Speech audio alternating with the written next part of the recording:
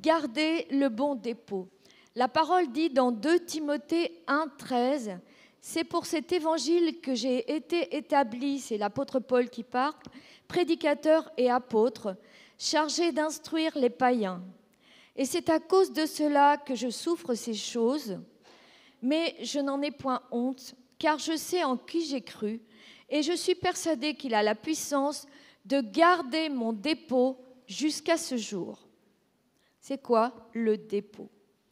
Cet appel de Paul à son fils spirituel Timothée à garder le bon dépôt est très important et essentiel pour tout chrétien, surtout dans la période et le temps que nous vivons, qui est un temps un peu particulier.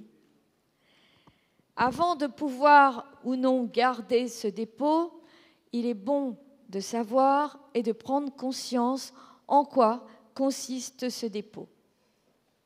Donc, je peux laisser partir ce trésor, ce dépôt en moi, ou me le faire voler. C'est quoi le dépôt? Quand nous naissons, nous avons un héritage des parents, de peut-être des voisins, de qui que ce soit qu'on a pu rencontrer et qui nous a parlé de Dieu. Ça, c'est le dépôt, ça va être une sorte de socle qui va être constitué, qui est différent pour chacun. Mais vous allez me dire, si quelqu'un n'a pas eu la chance ou n'a pas rencontré quelqu'un dans les circonstances de sa vie, pour lui parler de Dieu, de ce dépôt. Or, la parole dit, « J'ai déposé en vous les arts de l'esprit », comme un sceau qui a été déposé sur votre vie. Donc, que vous soyez baptisé, pas baptisé, peu importe le chemin, les circonstances de votre vie, ces arts, ce sceau a été marqué sur votre vie. Donc, je reprends le détail. J'aurai 3 points. Donc, garder le bon dépôt. Ensuite, point 2, un Dieu de montagne et de vallée. Et ensuite, suivre la nuée pour le dépôt d'un mandat. Parce qu'on n'est pas là simplement par hasard. Donc, certains orateurs ont un peu repris des choses, mais vous allez voir que justement, le Saint-Esprit travaille dans le même sens et c'est rassurant. Donc, on commence Adam et Ève. Adam et Ève ont eu un dépôt. Ils étaient dans le jardin d'Éden, dans Genèse 2,15, et Dieu les a placés, leur a dit « Évoluez dans le jardin, cultivez-le et gardez-le ». Or, je ne vais pas détailler, mais on voit que Adam et Ève se sont fait voler quelque part leur dépôt par le serpent. Donc ça veut dire que le dépôt est en nous, comme un trésor, mais on peut se le faire voler suivant les choix que nous allons faire. Quel est mon dépôt? De quoi est-il constitué? Quelle incidence a-t-il dans ma vie et dans la vie de ceux qui m'entourent? Le dépôt, c'est le sceau de la puissance et de la grâce du Christ qui est déposé dès notre naissance. Donc je reprends, personne n'est né sans ce dépôt, qu'il ait conscience ou non. Vous pouvez être né dans un contexte où vos parents sont dans une secte ou dans un contexte très particulier, ce sceau est présent sur chacun.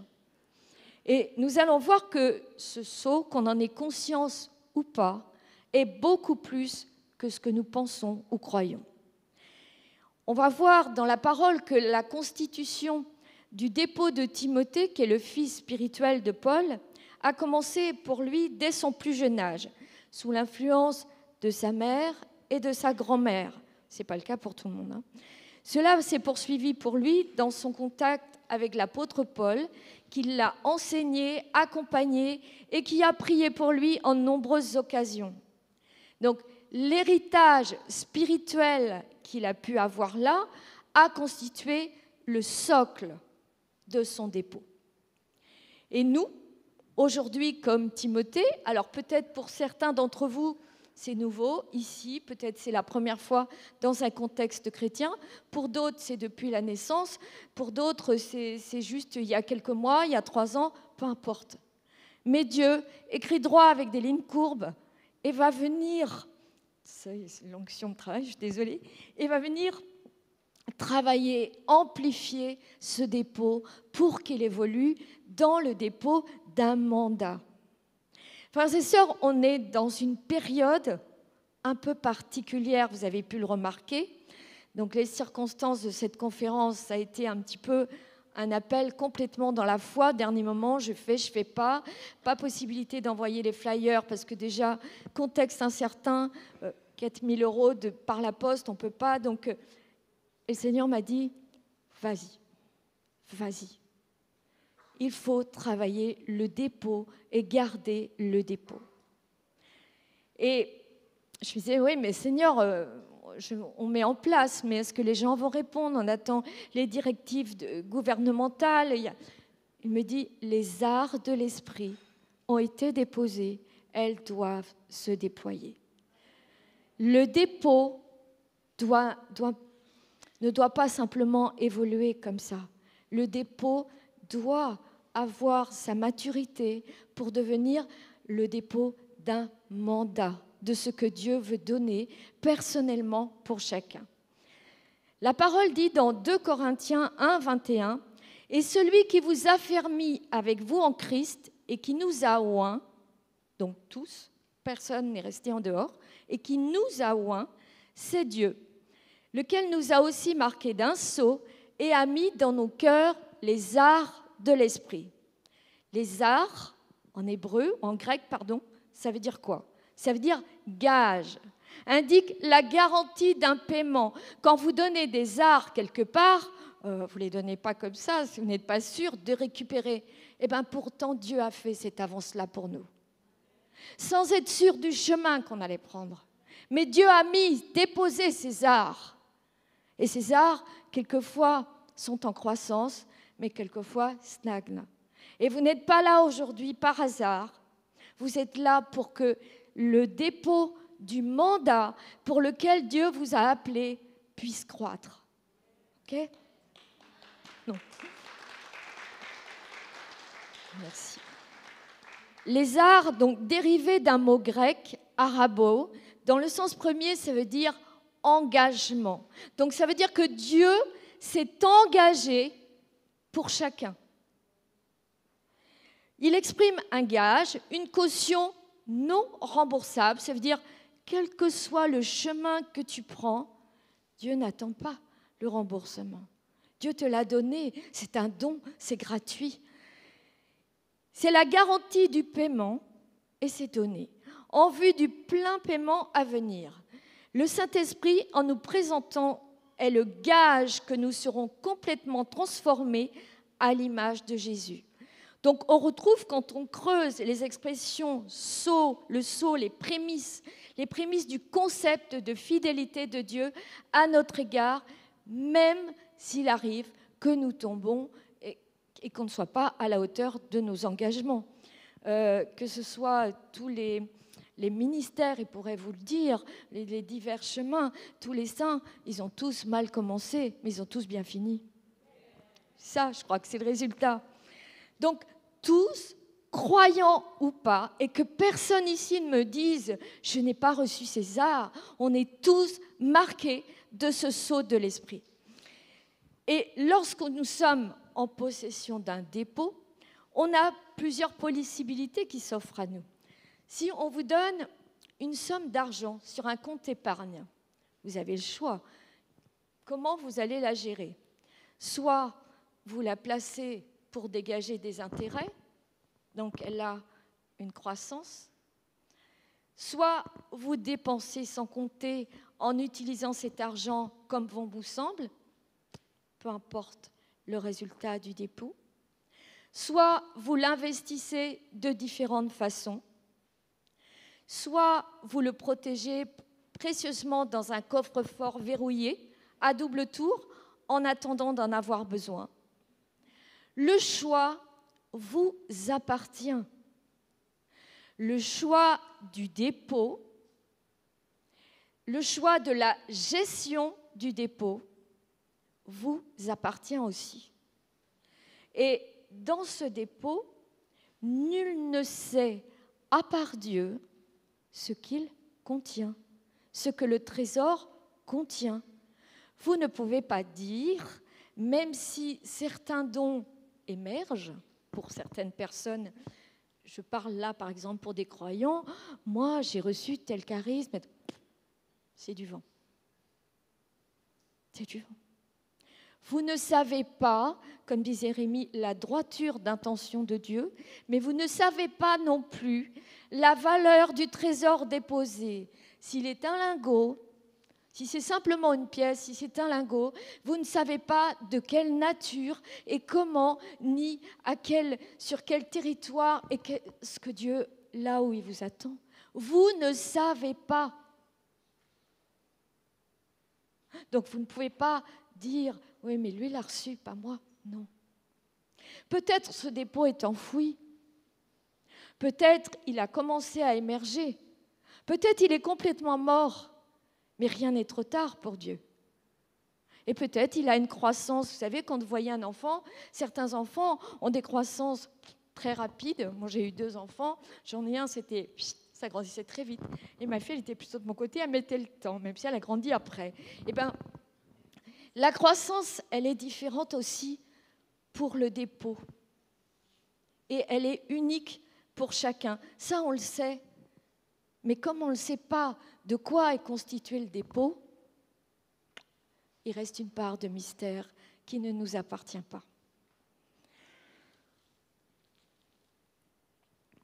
Donc, comme nous avons pu le voir dans la parole, Adam et Ève ont abandonné leur dépôt. Et ce qu'il faut savoir, et vous voyez bien quand on détient des biens ou des bijoux quelque part, on voit que le voleur convoite ce qui a de la valeur. C'est un petit peu pareil, et ce n'est pas une surprise pour nos vies. Dans 1 Pierre 5, 8, il dit « Si nous ne prenons pas garde, le diable, notre adversaire, va essayer de dérober. » Alors, je voudrais revenir sur ce que disait justement Fabienne. Quand vous avez pénétré au-delà du voile, les visions, les différentes dimensions spirituelles auxquelles vous allez pouvoir accéder, personne ne va vous les voler. Mais votre dépôt et la façon dont vous le gérez sur Terre, là, quelquefois, on peut se le faire voler. Soit par le monde occulte, soit, quelquefois aussi, dans le milieu chrétien. Parce qu'on est dans un temps où, dans le monde spirituel, certains esprits sont libérés et qu'il faut, pour les identifier, pour lutter, il faut savoir ce qu'on a en face. Donc, si on veut être le garant de notre dépôt, on doit connaître ces choses. Donc, pour entendre, le bon dépôt aussi est souvent lié à l'appel que l'on a sur notre vie. Et ça, bien souvent, on ne fait pas le lien. On se dit un dépôt, oui, Dieu a déposé en moi.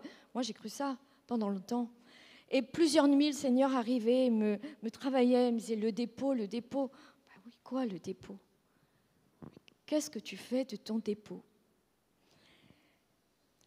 Dieu ne nous recrute pas sans nous adresser un appel. Dieu appelle chacun à utiliser le dépôt de sa grâce et de ses bénédictions. Vous savez, le téléphone de Dieu, il sonne. Mais on est très peu à décrocher. Parce que pour entendre la voix de Dieu, il faut qu'on ait pris un temps de silence. Et que la voix de Dieu, comme disait Fabienne, comme disait Rémi ou disait sœur Myriam, que les yeux et les oreilles, les yeux de notre cœur et les oreilles spirituelles puissent être ouverts. Or, si c'est complètement enfoui sous le bruit du monde, des médias qui savent très bien, moi je suis désolée, mais il y a des esprits d'usurpation dans les médias. On nous vole, regardez le temps que vous passez. Alors après, je ne dis pas qu'il ne faut pas se tenir informé, je ne dis pas qu'il ne faut pas se détendre, mais soyez à l'écoute du temps que vous passez sur l'ordinateur, les films, les jeux vidéo, le portable. et le temps de Dieu. On dit, j'ai pas le temps. Ouais, première, on est tous, mais attention. L'appel et la destinée sont différents pour chacun, mais nous ne pouvons pas passer notre vie en parallèle de cet appel, en parallèle de ce trésor que Dieu nous donne et qui est très personnel. Dieu nous appelle du milieu du buisson pour dire, est-ce que tu as vu ce collègue qui va pas bien? Est-ce que tu as vu ta voisine? Alors bien souvent, nous on se dit, oui, mais moi, j'aimerais prendre un micro, j'aimerais aller dans différentes nations. Commence là où est ton dépôt, commence dans les petites choses pour que ça progresse. Et je peux vous dire, dans le temps dans lequel on est et vers ce qui vient, Dieu va avoir besoin de tout le monde ici pour le dépôt d'un mandat. Parce qu'on va avoir besoin de ces puits de lumière pour aller déployer ce qui est donné. Je vais y revenir.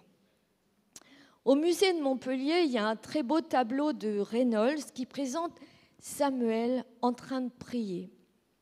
Il y a là quelque chose qui m'a touchée, je suis tombée sur ce passage. Il y a l'innocence et la pureté de l'enfance qui sont habitées de spiritualité. Dieu parle au cœur des petits, des simples. Et quand on voit la parole, j'ai oublié de noter, vous savez, Samuel, il est dans sa chambre et il va voir le prophète et il est appelé par Dieu et le prophète, au bout d'un moment, comprend que c'est Dieu qui appelle l'enfant parce qu'à chaque fois, il vient voir et dit « Tu m'as appelé ?» Il dit « Mais non, je ne t'ai pas appelé. » Et au bout de la 3e fois, le vieillard comprend que c'est Dieu qui l'a appelé. Et il perçoit que quelque chose est en train d'advenir, que quelqu'un non identifié encore est en train de semer ou de déposer quelque chose. C'est pour Élie. C'est Élie qui entend, excusez-moi, Élie entend Samuel qui est appelé justement. Mais Élie, le prophète Élie, ne va pas avoir pour successeur l'un de ses fils.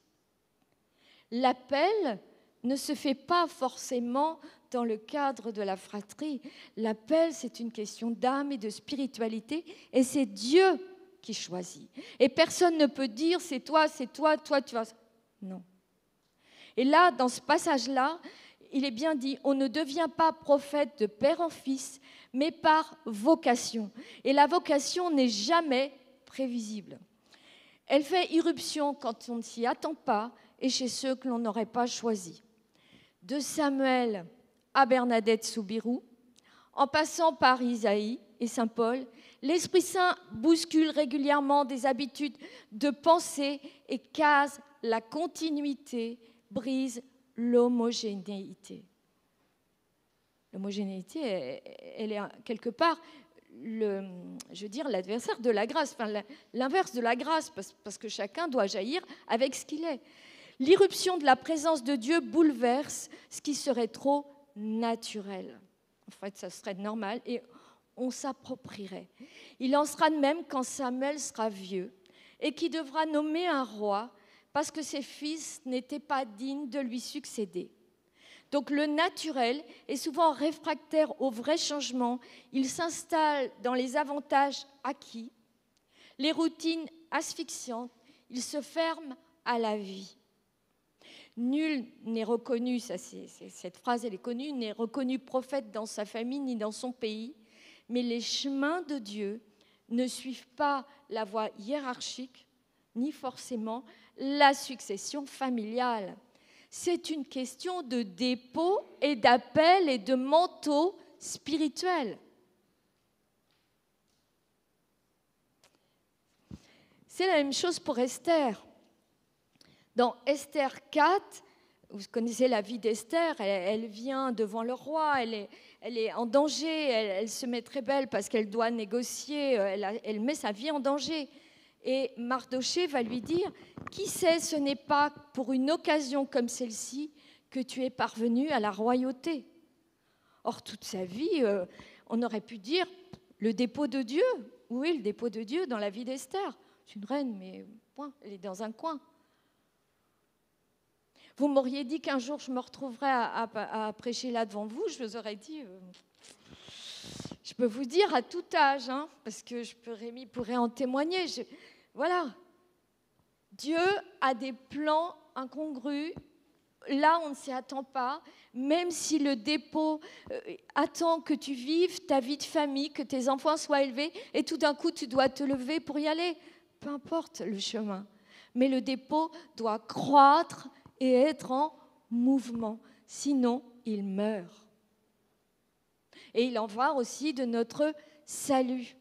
Vous pouvez passer toute votre vie à côté de votre appel et on peut prier pendant des années parce qu'il y a un mal-être, il y a une insatisfaction, il y a quelque chose qui ne va pas, parce qu'on n'est pas à la place que Dieu veut pour nous.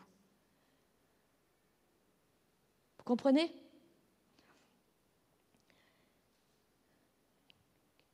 Donc, il est important vraiment de savoir le dépôt, l'importance du dépôt qui est en nous. Donc Esther savait qu'en se présentant devant le roi, elle risquait la mort, mais elle a risqué. Et c'est quand Mardochée lui a dit, mais qui sait que ce n'est pas pour cette heure que Dieu t'a mis. Et elle a sauvé tout son peuple. Donc, entendre et savoir où est le dépôt va nécessiter de passer du temps seul avec Dieu et d'identifier ce qui peut faire obstacle. Certaines utilisations aussi de notre dépôt vont faire qu'on va expérimenter la honte, la souffrance, l'incompréhension de la part de ceux qui nous entourent, tandis que d'autres ne changeront pas un iota à notre quotidien. Et là, vous vous dites, mon dépôt, c'est pas Dieu. On m'a, ou à la limite, prophétisé des choses, ou j'avais une autre vue de ma vie en Dieu, et c'est le contraire qui se passe. Non. Il y a des saisons, et c'est pas parce qu'il y a quelquefois dans l'appel un plat, enfin, entre guillemets, un plat ou un temps mort, on se dit, finalement, c'est ma vie de tous les jours qui le prend dessus, mais l'appel spirituel, c'était un aspect, c'était du rêve. Non. Dieu passe aussi par notre humanité. Ça passe, c'est incarné dans notre vie de tous les jours. Et il y a des saisons, on est un peu plus en forme que d'autres, et on va voir que ça fait aussi partie du plan de Dieu. Lorsque Paul nous parle des souffrances liées à son appel et ce que Dieu a déposé dans sa vie, on constate que le partage de ce qu'il avait reçu a prévalu sur tout le reste. Il savait que Dieu lui donnerait la force de continuer ainsi, de ne pas perdre ce qu'il avait reçu, même face à la persécution. Donc on sait qu'il n'a pas vécu des petites persécutions. Quand il dit à Timothée « garde le bon dépôt », il ne lui dit pas de l'enfermer égoïstement à double tour dans un coffre-fort. Il lui dit d'être vigilant et de veiller à ce que ce dépôt ne soit pas altéré par les mauvaises influences. Rien ne le retenait de partager le dépôt de Dieu. Rien. Donc, la vie dans l'esprit, notre dépôt doit être en mouvement et en croissance. Et il n'est jamais trop tard pour reprendre possession de ce dépôt, même s'il est un peu enfoui. Donc, garder le bon dépôt, ça va être le surveiller comme un gardien, garder le trésor et s'en occuper. Là où je voudrais en venir au deuxième point, c'est un Dieu de montagne et de vallée. Nous, enfin moi en tout cas, je ne sais pas, je suis peut-être la seule, mais on a une vision de notre vie spirituelle qui doit aller toujours pire. Toujours le moral, toujours la pêche, toujours. Or, c'est tout le contraire. Et quand on lit la parole, on va dans 1 Roi 20, 28. L'homme de Dieu s'approcha et dit au roi d'Israël, « Ainsi parle l'Éternel, parce que les Syriens ont dit, L'Éternel est un Dieu de montagne et non des vallées. Je livrerai toute cette multitude entre tes mains et vous saurez que je suis l'Éternel. Ce curieux verset n'a pas vocation à nous parler des bienfaits de la montagne, de la vallée ou de la vallée, mais de l'équilibre que Dieu veut dans nos vies. Dans nos vies spirituelles, il y a des périodes où on a l'impression de monter, d'avoir, c'est très bien, on est en forme, on vit quelque chose de très fort, on vit une révélation, on vit quelque chose. C'est la montagne, c'est génial. Donc on se dit, ça y est, maintenant ça va aller comme sur des roulettes. Et en fait, non. On se retrouve après, dans un temps, et hop, ça repart. Et on va voir que c'est la pédagogie de Dieu. Et il nous faut connaître ces deux lieux, la montagne et la vallée.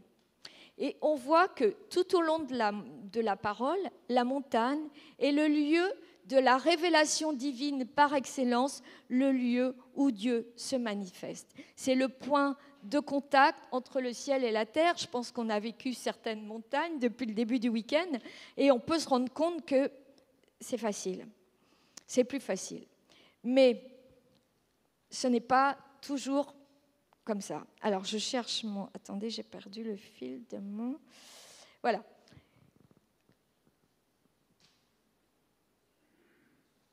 Moïse, l'une des montagnes les plus connues dans la Bible, c'est la montagne de Dieu, appelée aussi le mont Horeb, sur laquelle le Seigneur a rencontré Moïse à plusieurs reprises afin de lui révéler des choses extraordinaires. La première rencontre s'est déroulée dans le buisson ardent et nous nous souvenons que Dieu l'a appelé et mandaté pour délivrer le peuple hébreu qui souffrait en Égypte, dans Exode 3. La deuxième rencontre s'est déroulée 3 mois plus tard, lorsque Dieu lui parle de la loi qu'il donne au peuple d'Israël par son intermédiaire. Et ensuite, dans Exode 19:20, alors que la montagne tremblait et fumait. Et un peu plus tard, Moïse va recevoir de nouveau des grandes révélations de la part de l'Éternel. Et ça, donc, je fais le parallèle à ce qui se passe dans nos vies dans les périodes de montagne. Mais on s'aperçoit que Dieu passe aussi par la vallée. Quand on regarde le chemin de Josué, pour lui, l'accent est mis sur la vallée. Lui, il était sur le terrain, au milieu des batailles, au cœur de l'action, armé et équipé pour le combat. Et pourtant, spirituellement, ça porte du fruit. Dieu a besoin de ces deux aspects dans nos vies. Et bien souvent, on se fait voler des bénédictions où on n'a pas le moral, où on ne comprend pas la pédagogie de Dieu, parce qu'on n'a pas compris que notre dépôt pour évoluer passe par ces phases. La vallée est aussi nécessaire que la montagne. C'est difficile quand on traverse, mais c'est nécessaire. Donc Moïse se tient les bras levés au moment des révélations, c'est là où il a toutes les révélations. Mais la seconde, la vallée, concerne celle de Josué, où Josué est dans la vallée, lui, au cœur du combat. Et c'est là la notion d'équilibre. Donc on doit comprendre que la révélation passe par ces deux phases. Et que la révélation, c'est-à-dire la montagne sans son action, la vallée, n'aboutit jamais à rien. Et inversement, l'action, donc la vallée, sans la révélation, pousse à l'activisme sans produire le moindre fruit, car l'énergie et le service sont mal orientés. Et je vous assure, quand vous savez ça pour votre dépôt, vous comprenez, ça ira beaucoup mieux dans votre vie spirituelle. Gardez le cap sur le Christ, c'est nécessaire. Donc, il faut prendre conscience de cette dimension.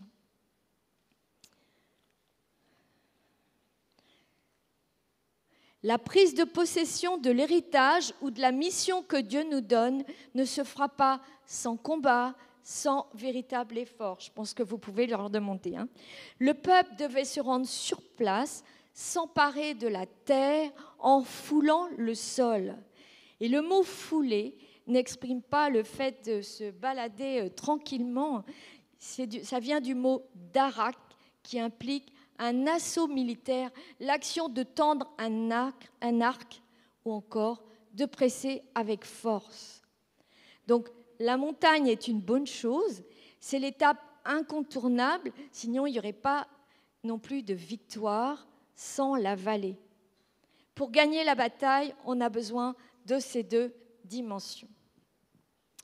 Et deux autres points sont aussi très importants. J'ai parlé tout à l'heure que quand on arrive au-delà du voile, ce qu'on peut vivre, là, on ne peut pas se le faire voler. Mais si on prend des chemins, c'est dans Jérémie, il est dit, votre iniquité, l'Éternel dit, votre iniquité dérange mon ordre. Votre iniquité dérange le plan, l'ordre et le plan que j'ai prévu pour votre vie. C'est-à-dire, si on prend des chemins de traverse, je parle de l'occultisme, de certaines choses qui vont donner des droits sur nos vies et sur les vies de nos descendants, ça va freiner la croissance de ce dépôt. Et actuellement, on est dans une période où les esprits d'usurpation, on voit des esprits d'usurpation d'identité à travers des avortements, des choses très très graves. Je ne vous donne pas de détails, je pense que vous avez compris, mais il y a aussi beaucoup d'esprits d'usurpation dans le milieu chrétien. Vous savez, on ne peut pas tout nommer, mais il faut que vous en preniez conscience. La bénédiction a des règles. On ne peut pas se conduire dans le monde spirituel comme certains comportements dans le monde. Ce n'est pas « je le veux, je prends ». Dans le monde spirituel, avec Dieu, ça se reçoit. Dans le monde du diable, on usurpe et on prend. Mais quand on arrive devant Dieu, si la chose que l'on a, si notre offrande est à présenter et qu'elle a été volée, que croyez-vous, quelle valeur elle aura? Il y a des règles, ça on en parle très peu. À chacun après, mais c'est très répandu actuellement à tout niveau, sur les pays, voilà. Et il y a un autre point sur lequel aussi on s'égare souvent, enlisé dans les plaines du contentement. Je vous lis un passage de la parole dans Nombre 32, de 1 à 8. Les fils de Ruben et les fils de Gad avaient une quantité considérable de troupeaux. Et ils virent que le pays de Jazer et le pays de Galad étaient un lieu propre pour des troupeaux. Alors les fils de Gad et les fils de Ruben vinrent auprès de Moïse en disant « C'est un lieu propre. Nous te demandons de rester dans ce lieu. » Moïse répondit « Vos frères iraient-ils à la guerre et vous resteriez ici ? Pourquoi voulez-vous décourager les enfants d'Israël de passer dans le pays que l'Éternel leur donne ?»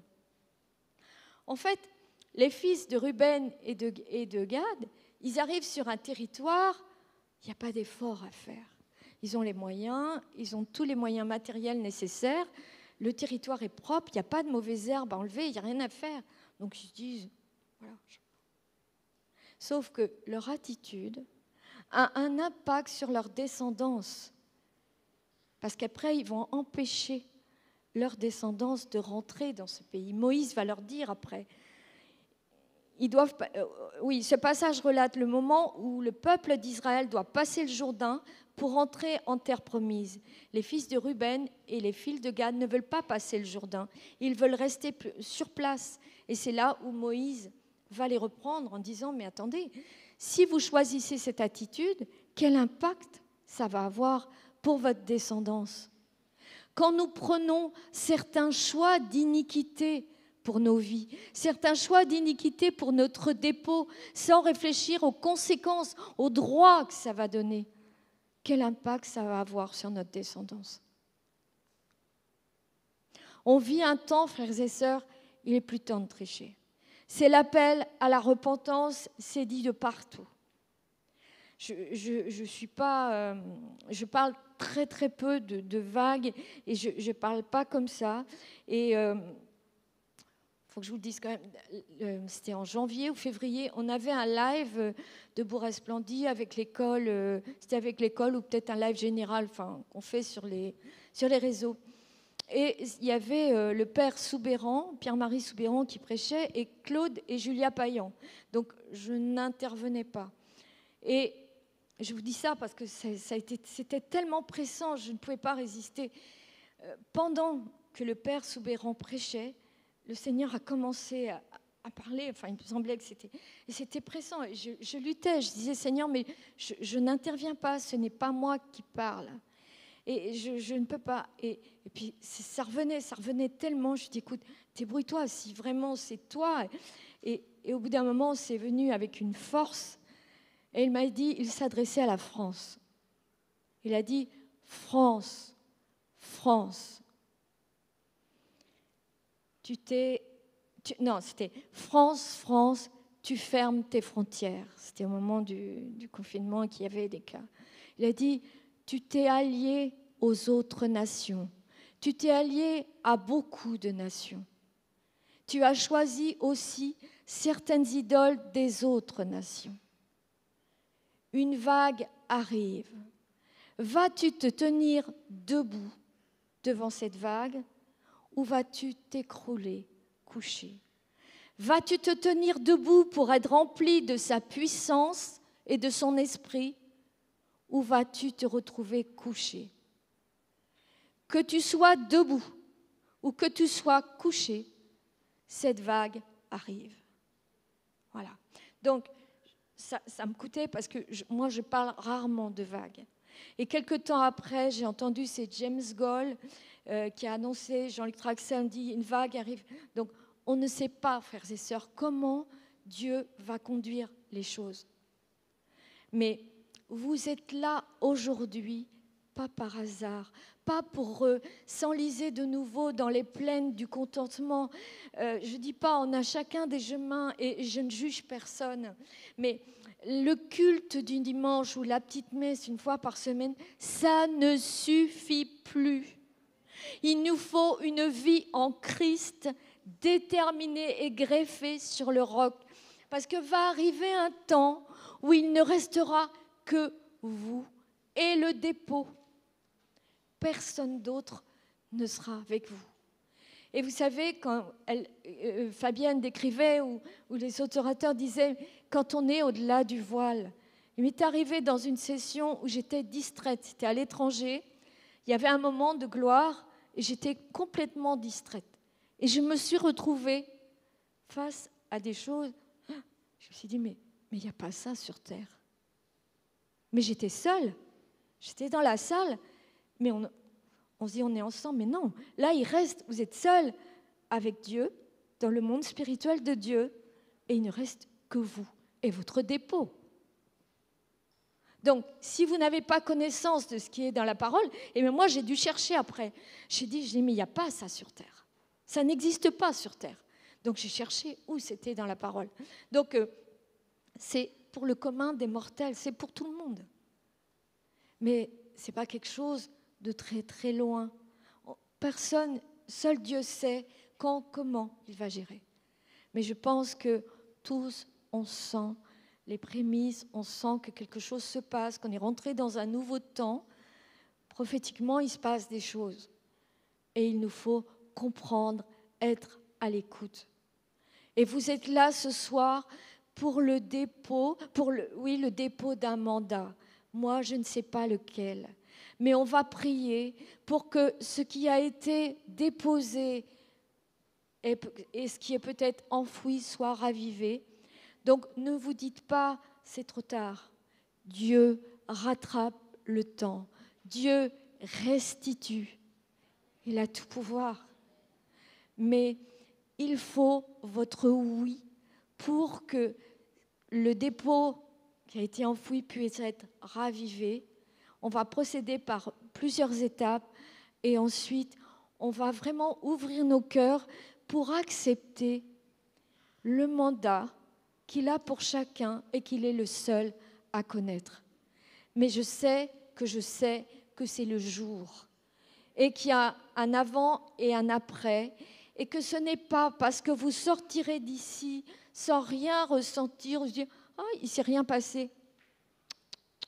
Le sentiment, ne vous y trompez pas, Dieu sait ce qu'il fait, il fait le dépôt, c'est lui qui le fait croître, quand, comment, où il veut. Il est souverain dans son agir. Vous êtes OK? Oui, merci.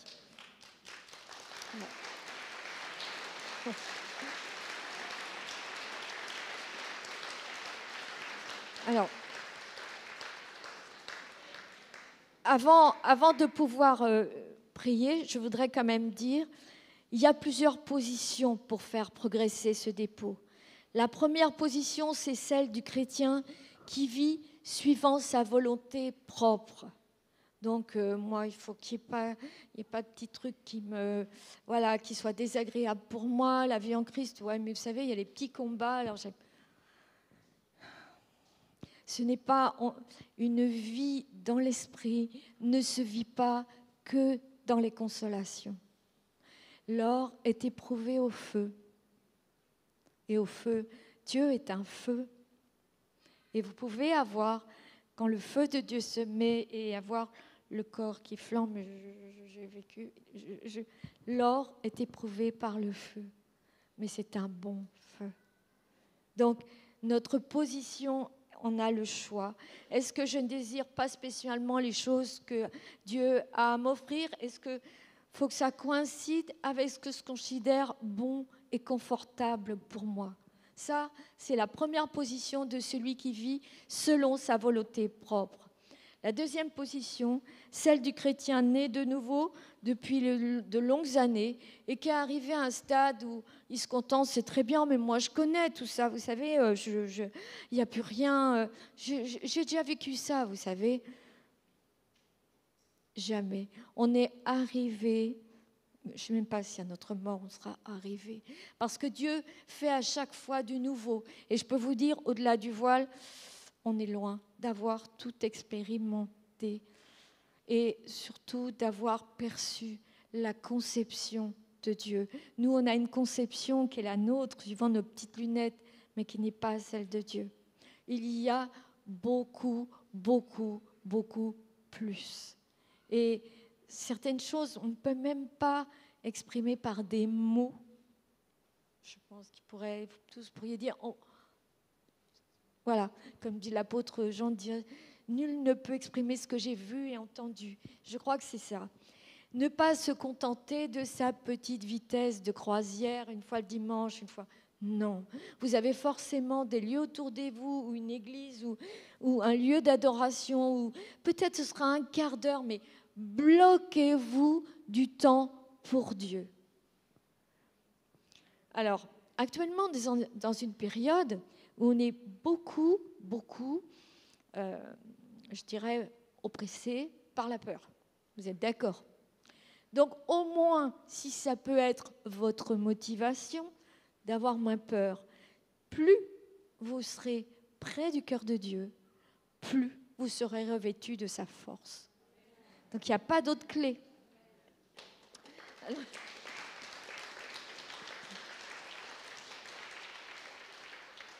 la troisième position, et c'est celle que je vous souhaite, c'est celle du chrétien qui n'est jamais rassasié.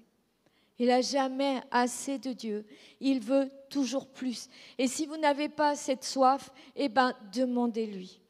Je peux vous dire, il crée le désir et le faire, et il la mettra dans votre cœur. On regarde que les fils de Ruben et de Gad, ils avaient tout sur le plan matériel. Ils avaient un territoire qu'ils croyaient très propre. Eux le voyaient propre. Mais bon, pas de mauvaises herbes, je m'installe. Je m'installe dans mon confort, je m'installe dans mon contentement. Mais le contentement pour Dieu n'était pas forcément le chemin et le chemin de croissance pour que ça puisse évoluer.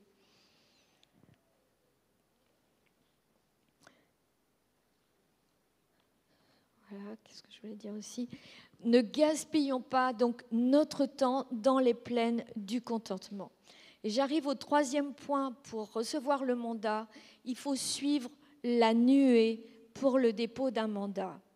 Mais Le but du bon dépôt, c'est qu'il fructifie, mais le but de la nuée, c'est que vous suiviez la bonne nuée. Et il y a aussi un truc. Quand vous achetez un bien immobilier, vous achetez le bien, il est occupé par quelqu'un, vous allez l'acheter à quelqu'un. Mais quand vous achetez le bien immobilier, vous êtes propriétaire, on est d'accord, vous l'achetez. Mais vous n'êtes pas possesseur du bien. Il va falloir, pour ça, que vous fassiez une démarche, que vous alliez, il faut aller frapper à la porte, faire valoir votre droit de propriété pour prendre possession des lieux. Eh bien, c'est un petit peu pareil pour le mandat. La vérité, c'est qu'aucun d'entre nous ici n'est apte pour la mission. Sans Jésus, sans Christ, personne n'est apte. Dieu va rendre capable ceux qu'il appelle. Il va vous adapter au mandat pour lequel vous êtes fait. Mais il a besoin de votre coopération. Et Dieu travaille avec les personnes qu'il appelle. Mais il va travailler aussi avec les imperfections, avec les faiblesses. L'apôtre Paul dit, c'est lorsque je suis faible que je suis fort. Non, ce n'est pas du tout confortable. Mais quelle priorité, quelle légitimité vous allez donner au mandat, à la croissance du dépôt pour le mandat. Tout va dépendre de la légitimité que vous allez donner, l'autorité que vous allez recevoir va dépendre de la légitimité, de l'importance que vous allez accorder à la croissance de ce dépôt pour la réception du mandat. Tout est là. Pas les faiblesses, pas les manques de force, pas la maladie, rien, aucun obstacle. Si ça vient de Dieu, et si vous dites oui, et si vous y mettez toute votre bonne volonté, le mandat sera déposé. Donc, est-ce que vous êtes d'accord qu'on va prier pour ça, pour suivre la bonne nuée, parce que je peux suivre la mauvaise nuée? Quelle voie, quelle nuée m'entraîne? Est-ce que c'est la nuée de Dieu ou est-ce que c'est un autre autel, une autre nuée qui m'entraîne vers des choses qui vont me conduire à la mort et conduire peut-être tous les miens?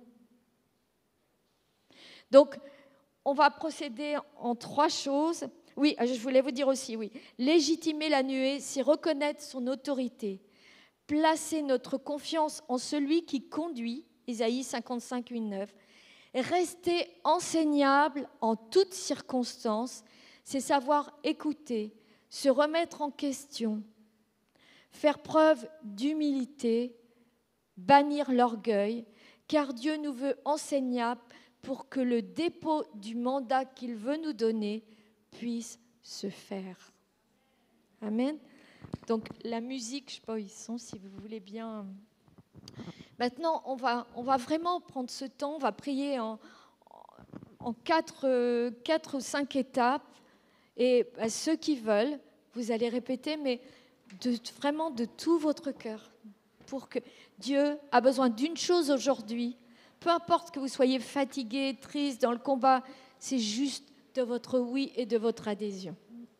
OK ?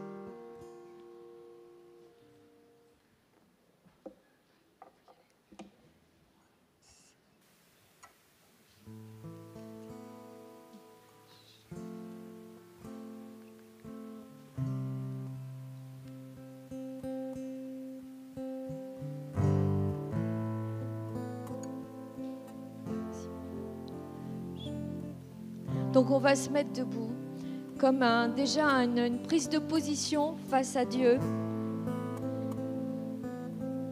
Et ceux qui veulent, vous allez répéter après moi. Ceux qui veulent se mettre à genoux, vous mettez à genoux. Ceux qui veulent rester debout, vous restez debout. Ceux qui veulent s'asseoir, mettez-vous dans une position où vous êtes vraiment, où tout votre corps est tendu vers Dieu. Et mettez-vous dans une position comme si vous étiez au-delà du voile, seul avec Dieu. Vous, uniquement vous et ce dépôt qu'il a mis en vous, qui vous est propre. Vous allez répéter après moi. Seigneur Jésus, je te demande de venir raviver le dépôt que tu as déposé en moi.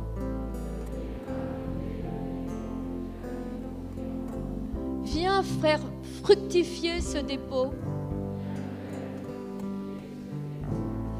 Je t'abandonne les circonstances pour faire fructifier ce dépôt dans ma vie. Je me livre à toi aujourd'hui avec tout ce que je suis. Tu connais chaque détail des circonstances de ma vie.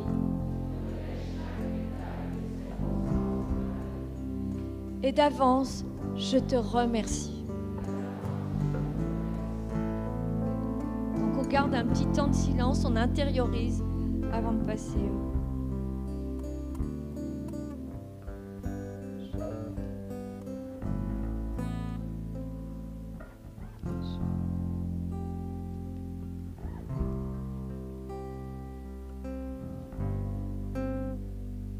Seigneur Jésus, je te demande pardon d'avoir été servir d'autres autels, d'autres idoles. Je t'abandonne toutes ces circonstances et je te demande pardon. Et je te demande de venir annihiler tous les droits que ça a pu générer dans ma vie.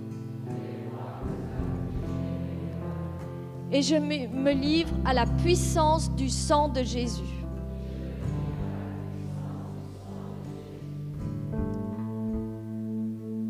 Intériorisez, s'il vous plaît. Et puis, ceux pour qui... il faudrait 2 heures parce que c'est vraiment des images, mais ceux pour qui quelque chose remonte, vous savez, où ça fait écho en vous, il faudra aller à la confession et ensuite voir les équipiers de prière pour couper certains droits. On prend une seconde.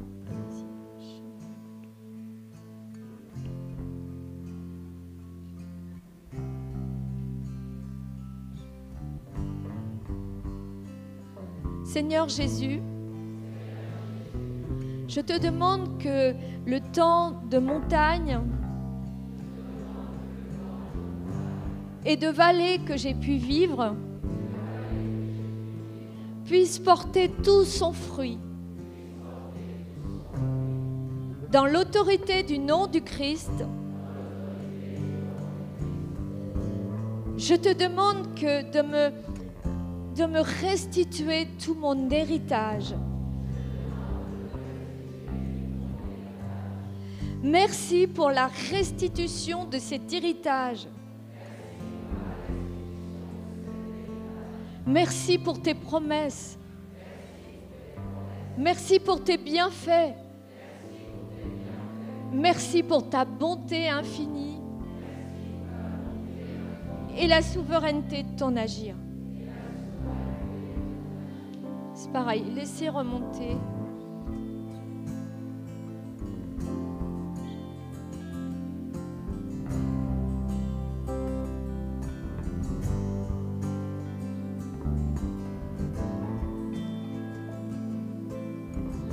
Seigneur Jésus,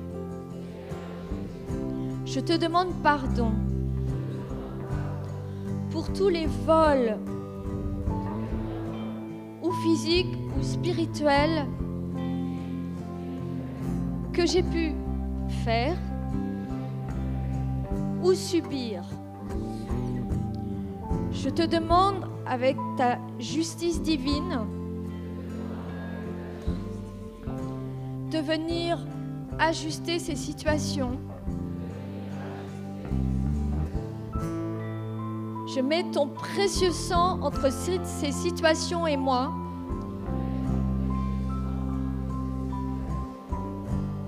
Et je te remercie pour la restitution.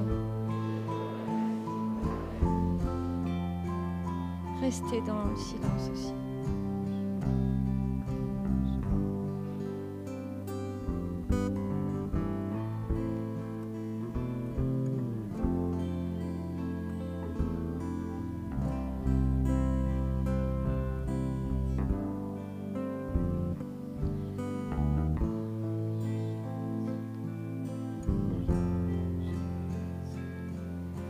Seigneur Jésus, je te donne mon oui entier de par ma liberté aujourd'hui, que tu puisses déposer et faire fructifier en moi le mandat que tu veux pour ma vie. Tu es le seul à avoir connaissance de ce mandat, Seigneur.